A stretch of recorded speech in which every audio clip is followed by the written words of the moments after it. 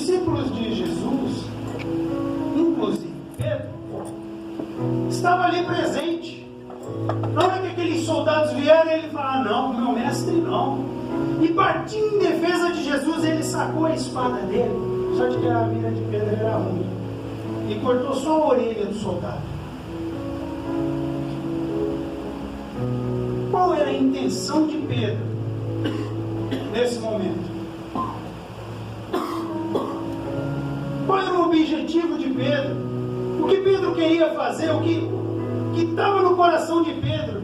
Será que era ruim? Ele queria defender Jesus.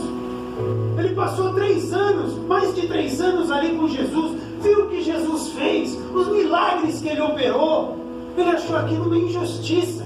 Mas não pode fazer isso com o meu mestre, não com esse aqui. Ele só fez coisas boas. Por que querem prender ele? Só fez coisas boas. Ele partiu para cima daquele soldado. Falou: não, vou dar a minha vida, mas não vou deixar levarem ele. Foi lá e cortou a orelha do soldado. Jesus falou: peraí, Pedro, peraí. Foi lá, pegou a orelha do soldado, limpou, colocou de volta. Pedro, não faz isso. Não faz isso, Pedro. Se eu quisesse, eu clamaria meu Pai e ele acabaria com tudo isso aqui. Guarda a tua espada, Pedro.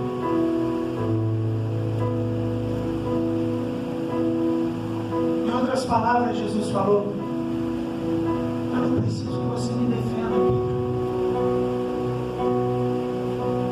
Eu não preciso que ninguém me defenda.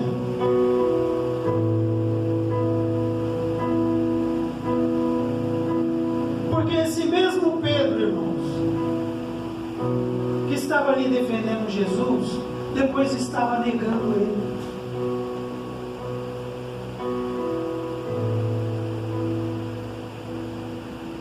Muitas das vezes, por que eu estou dizendo, trazendo esse versículo? Porque muitas vezes gera uma aflição dentro de nós, principalmente em pessoas que amamos, pessoas da nossa família, pessoas da nossa casa, que nós vemos que está descendo ladeira abaixo e queremos obrigá-las que elas sejam e enxerguem aquilo que nós estamos vivendo. E muitas vezes nós gritamos com elas, nós falamos duro com elas, nós ferimos elas e usamos palavras duras. É ou não é? Será que eu estou exagerando em alguma coisa? Será que é só comigo que aconteceu isso? Ei, irmãos, é muito mais comum do que a gente imagina. Mas o próprio Jesus demonstra que ele não queria ser defendido. O que Jesus queria que acontecesse então? No lugar dessa agressão, no lugar dessa violência, muitas vezes até com palavras. Aqui nós vemos um exemplo de uma espada, mas muitas vezes as palavras elas ferem muito mais. Porque palavras geram cicatrizes que é difícil de apagar. Imaginem que cada palavra proferida de ofensa seja um prego numa porta de madeira. Então cada palavra proferida crava um prego numa porta de madeira. Então você vai lá e pede perdão, arranca aquele prego, ficou tudo normal? A porta continuou do jeito que ela estava? O que aconteceu quando você tirou o prego? Ficou a marca. Ficou a marca. Ficou um buraco. Ficou uma cicatriz. E muitas vezes essas cicatrizes, elas demoram muito para fechar, para parar de sangrar, para parar de doer. Então o que Jesus quer que nós façamos, ao invés de partir para a agressão, para defender o nome dele, para defender a honra dele? Muitas vezes nós usamos essa desculpa. Nós estamos defendendo a honra do Evangelho. Você precisa se converter. Se você não fizer isso, você vai para o inferno. Se você está errado, e daí para baixo. E muitas vezes chega a palavras de ofensa.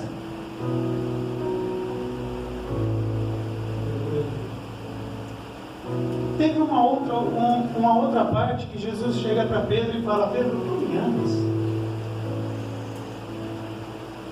Pedro fala: eu amo, Senhor.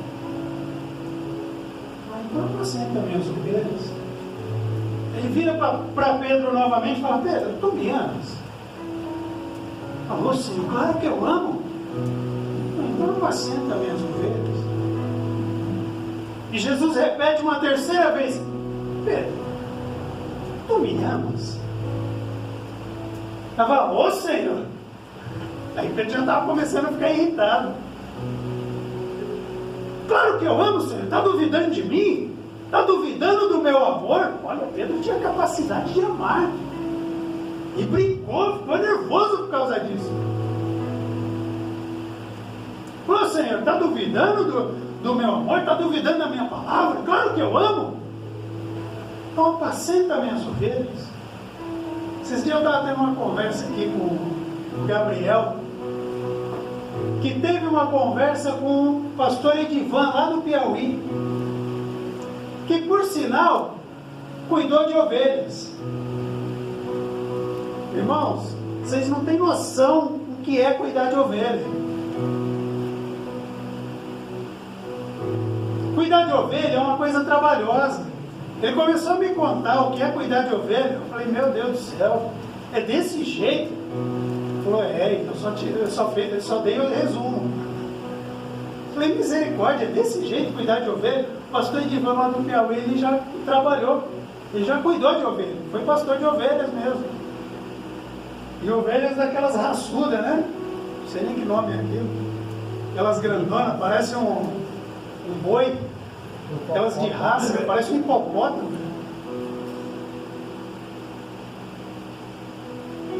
E é interessante, irmãos, que as ovelhas, tem umas rebeldes lá, ele vira as costas, ela abaixa a cabeça e já se prepara para dar cabeçada.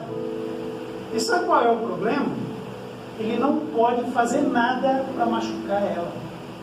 Ele não pode pegar o cajado e pá, fica quieta. Senão nunca mais ela ouve a voz dele. Nunca mais.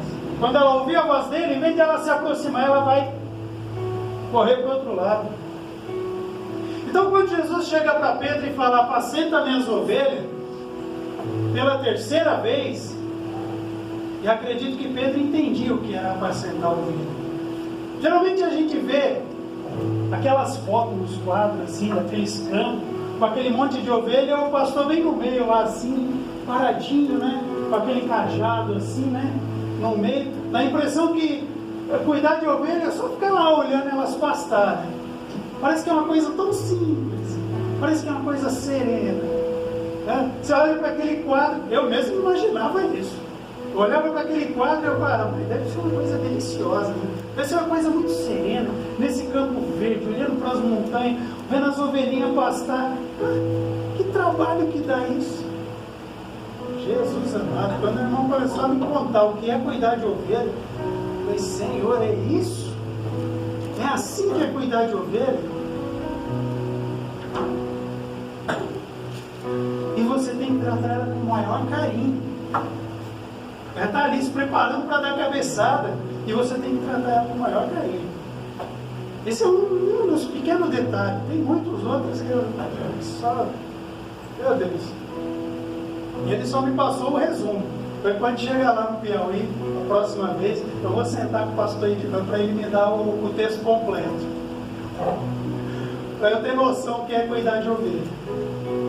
Mas vamos lá. Em defesa do Evangelho, né?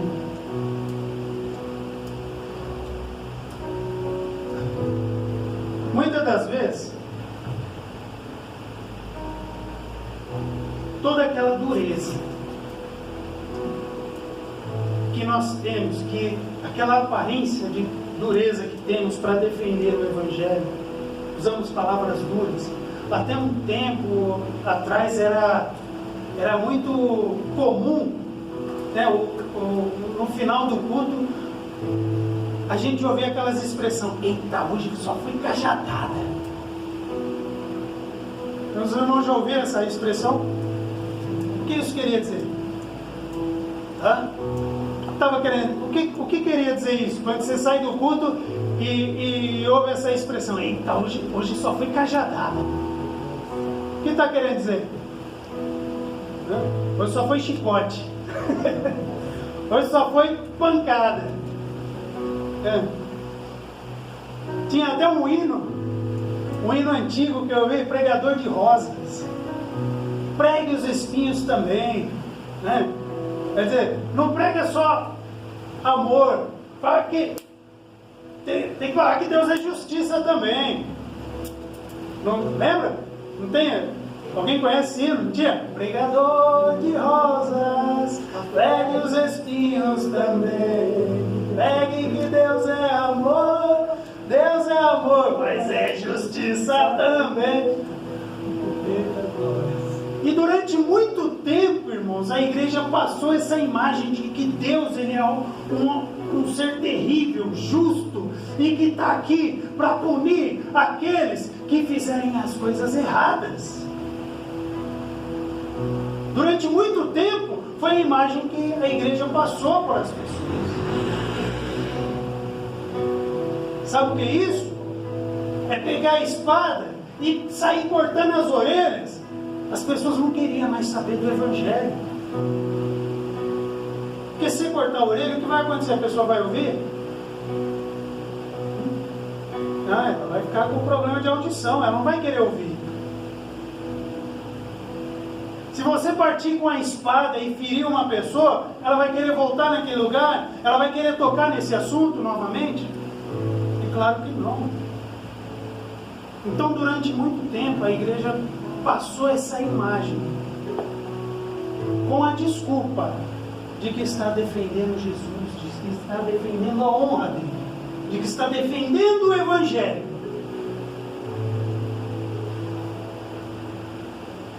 Mas na verdade estava só usando a desculpa para ferir aquele que ele julgava que estava errado.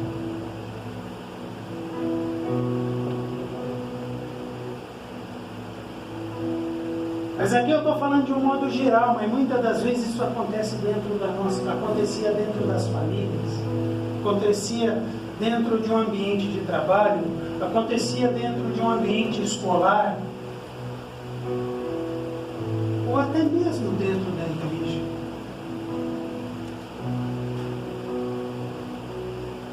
Quantas vezes em épocas passadas, uma pessoa entrava numa igreja, talvez não estava vestida no molde que aquela igreja considerava correto, falava: essa pessoa vai para o céu ou vai para o inferno, na frente de todo mundo. Quantas vezes isso aconteceu em épocas passadas? E sabe qual era a desculpa? Estava defendendo Jesus. Nós temos que falar a verdade.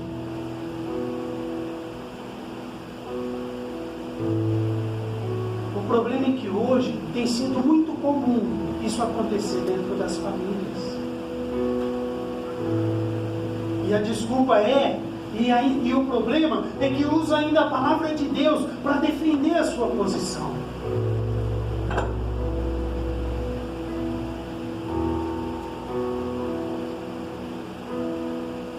Uma palavra que eu achei interessante, descobri esses dias, pesquisando ali, a respeito sobre eclésia,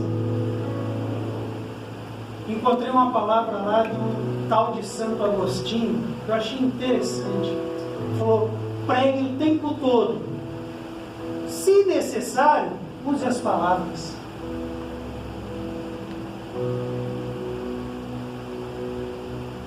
Olha, Esse homem viveu na época, no ano 150 depois de Cristo, irmãos. Ele já estava transmitindo uma mensagem dessa. Olha quanto tempo faz, isso faz mais de 1500 anos, quase 2000 anos. Ele falou, pregue o tempo todo. Se precisar, use as palavras. A nossa maneira de viver, a nossa maneira de agir, tem que falar muito mais alto que as nossas palavras. Não adianta nós defendermos o Evangelho, defendermos a nossa posição cristã, defendermos Cristo, defendermos a palavra de Deus com palavras, principalmente palavras agressivas, muitas vezes usando próprias palavras da Bíblia, mas a nossa vida não demonstra o amor de Deus.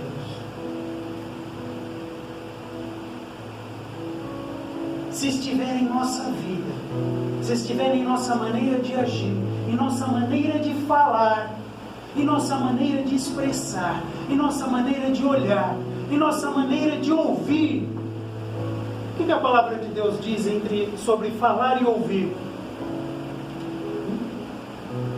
Seja tardio para falar e sempre pronto para ouvir. As pessoas querem ser ouvidas. As pessoas gostam de ser ouvidas, porque elas querem expor os problemas, mas muitas vezes ela não encontra quem possa ouvir os problemas dela. E ouvir não é só escutar ali, ansioso para ela terminar e começar a falar em cima daquilo que ela está ouvindo. Não, é ouvir, entendendo qual é o problema dela. Muitas vezes as palavras que ela está usando, nas entrelinhas ela está querendo dizer outras coisas. Tem coisas que ela está querendo passar para você que não está nas palavras que ela está transmitindo. E o Espírito Santo de Deus, quando nós damos lugar ao amor de Deus, Ele faz você perceber, através do comportamento da pessoa, aquilo que ela não está dizendo e que ela está precisando.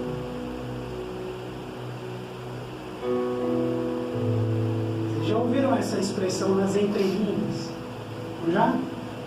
Existe essa expressão nas entrelinhas? O que quer dizer isso? É as palavras que estão ocultas no meio das palavras. Não é isso? Isso quer dizer entrelinhas.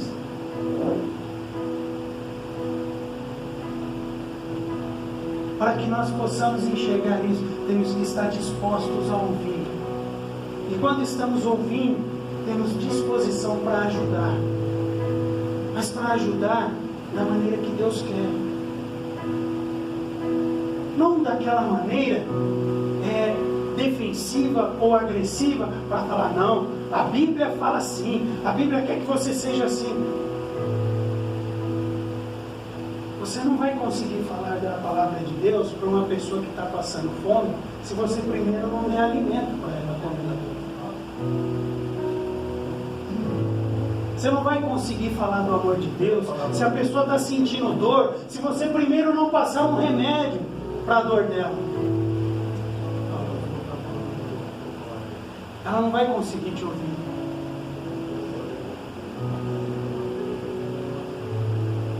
Quando Jesus chegou para Paulo e falou, eu quero que você abra os olhos deles, eu quero que você primeiro tire eles da escuridão, para que eles possam me enxergar, o que Jesus estava querendo dizer? Dê condições para eles ouvirem a minha palavra.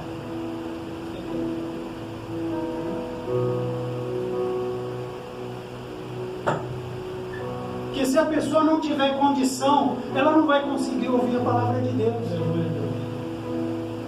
E como vamos fazer isso então, irmão Robson? O Espírito de Deus trabalha nesse momento. Paulo conseguiu chegar na cúpula mais difícil de chegar de Atenas para falar de Jesus. Era o Areópago. Os Areopagitas eram considerados os cérebros de Atenas naquele lugar, os homens mais inteligentes, considerados os homens mais inteligentes do mundo.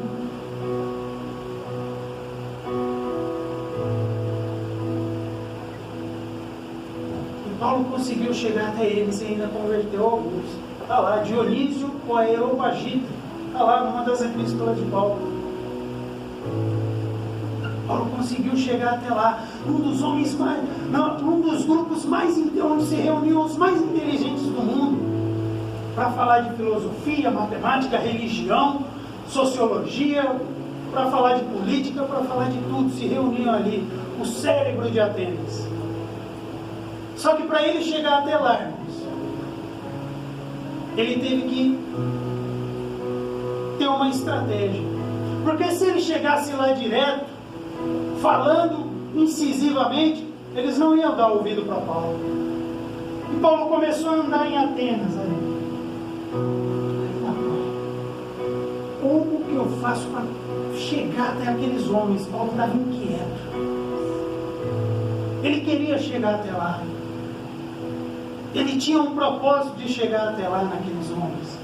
Até que ele andando e viu no meio lá um altar escrito ao Deus desconhecido. E Paulo conhecia a história daquele altar. 600 anos antes de Cristo, houve uma praga em Atenas. Teve uma praga. E não havia nada que eles fizessem que aplacasse aquela praga. E esse povo, esse grupo, os aeropagitas,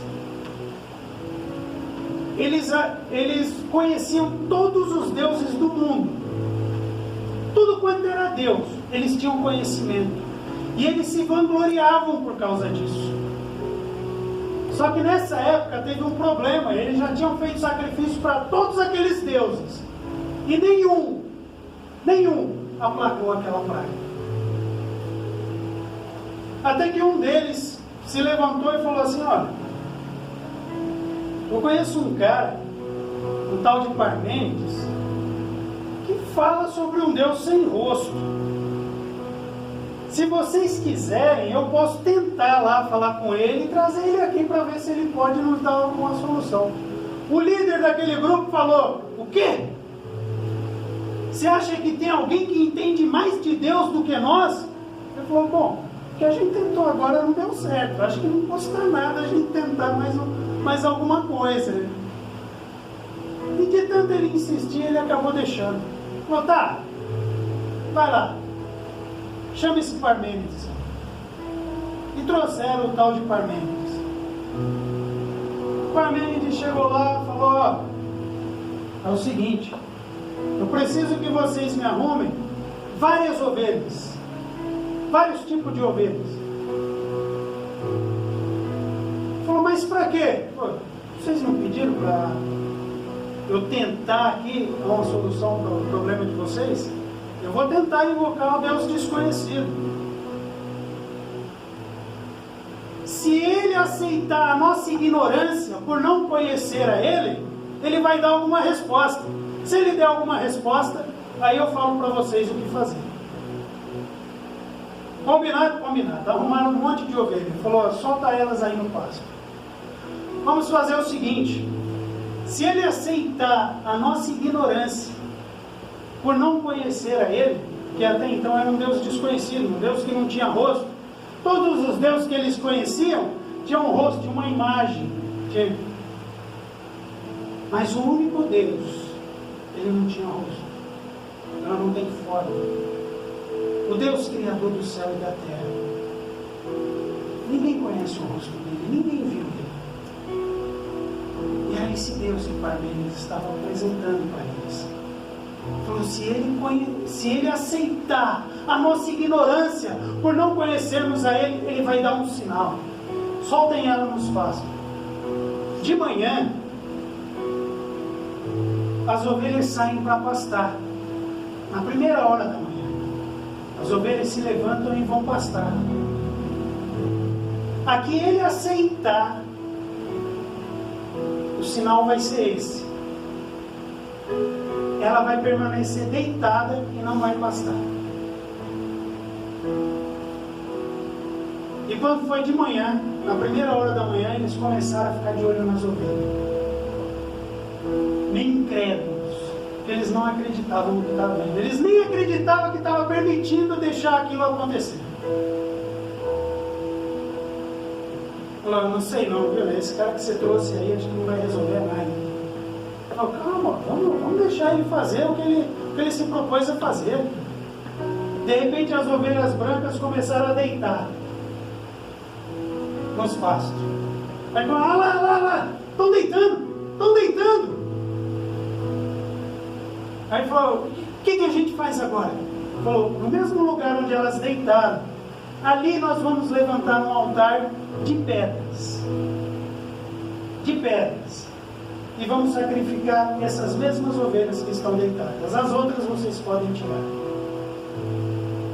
E eles foram chamar os pedreiros, e no lugar onde aquelas ovelhas deitaram, eles começaram a levantar altares de pedra.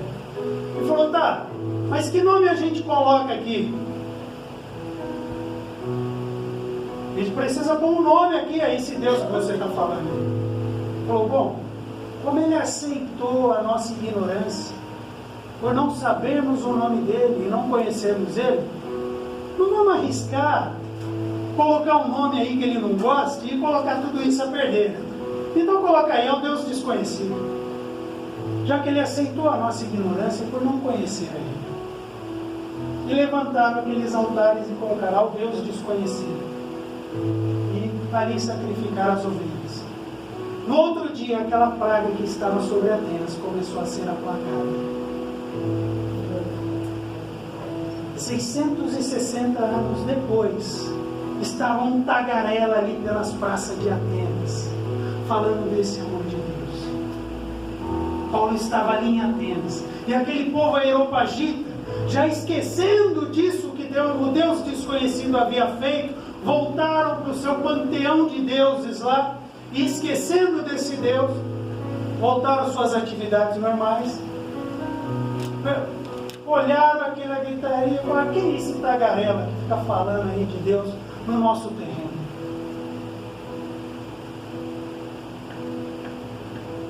E Paulo, conhecendo a história daquele altar, chegou até eles e falou, eu percebi que aqui no meio dos deuses que vocês servem existe um altar, a qual tem um Deus que vocês não conhecem, está com um Deus desconhecido. É sobre esse Deus que eu vim falar para vocês.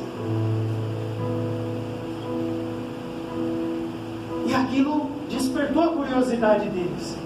Falou, opa, aquele Deus, eles conheciam a história daquele altar.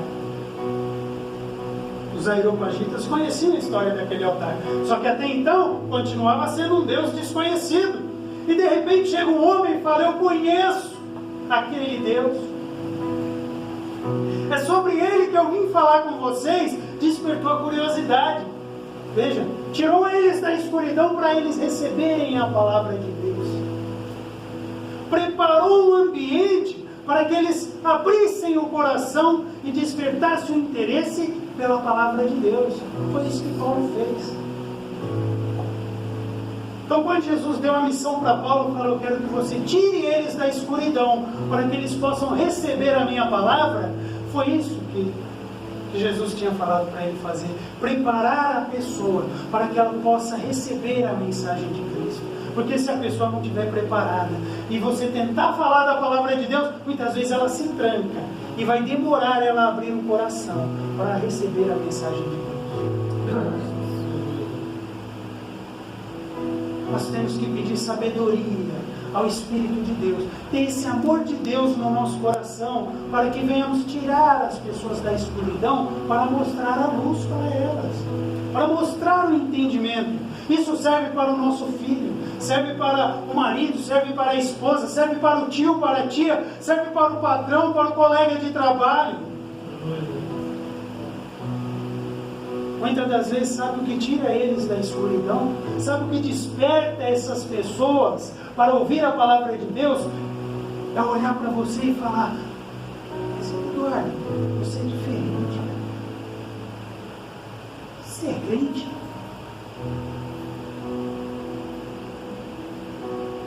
Às vezes está estampado no teu rosto que você serve a Deus. A tua vida é tão diferente, mas não é diferente porque você quer vestir uma roupa diferente. Não é isso que eles veem em você. Não é a roupa.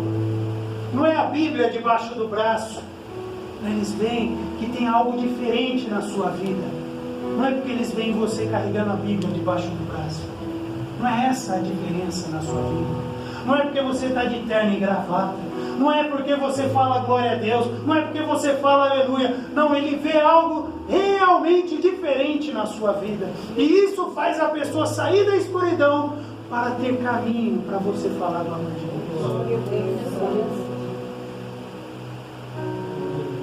E você pode falar do amor de Deus para essa pessoa. E a pessoa pode ficar ali 1 hora, 2 horas, 3 horas ouvindo a palavra de Deus.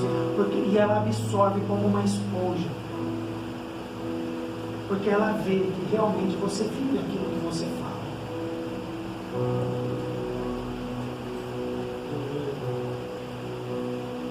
Então, quando Jesus deu aquela missão para Paulo, eu quero que você tire as pessoas da escuridão para que elas ouçam a minha palavra. Era preparar as pessoas com quem ele fosse falar, para que elas recebessem a mensagem de Deus. E você vê todas as epístolas de Paulo, até quando ele ia dar uma bronca naqueles que estavam fazendo coisas erradas dentro da igreja. Primeiro ele chegava e fazia um elogio. Ele fazia um elogio. A pessoa abria o coração, ficava contente. Paulo, apóstolo, assim você me deixa sem graça. Porém, eu tenho notado que você tem feito aquilo, assim. Cuidado, não está certo. Não é bom para você. E depois ele fechava com outro elogio. Ele preparava o coração da pessoa para que ela recebesse aquela orientação, aquela disciplina, ou aquela bronca, ou seja lá o que for, ou aquela cajadada. Mas ele preparava o coração da pessoa para que a pessoa recebesse aquilo. E depois ele fechava com outro elogio, que se chama técnica sanduíche. Né? É um elogio da cajadada e fecha com outro elogio. Né? Hoje os técnicos em coach aí falam que é a técnica sanduíche. Não é isso? Então Paulo preparava as pessoas até para receber uma bronca. Veja, ele levou a sério a missão que Jesus confiou a ele. Até para dar uma bronca. Nós precisamos ter sabedoria. Porque se a pessoa fechar o coração, não vai adiantar depois aquela... a minha parte eu fiz. Não fez não. Você não fez a tua parte. Porque a tua parte era preparar o coração dele antes. Era preparar o coração dela antes. Essa é a missão. Esse é o amor de Deus. Preparar o coração para receber, nem que seja uma bronca, uma orientação. Meu Deus, mas essa pessoa não me ouve. Lógico, quem vai ouvir já chega dando uma retada, já pega a espada e já sai cortando a orelha. Quem vai ouvir, irmão? Fala para mim. Nem a gente ouve desse jeito. Para a gente ouvir uma bronca, a gente tem que estar de coração aberto, senão aquilo te machuca. Então, até para dar uma bronca, Paulo preparava a pessoa. Quanto mais para falar do Evangelho. Ele usava essa técnica. Amém, irmãos? Amém. É só até. Eu pedir perdão para o meu irmão Jefferson. Para poder apresentar o meu irmão para a igreja. Fica de pé, meu irmão.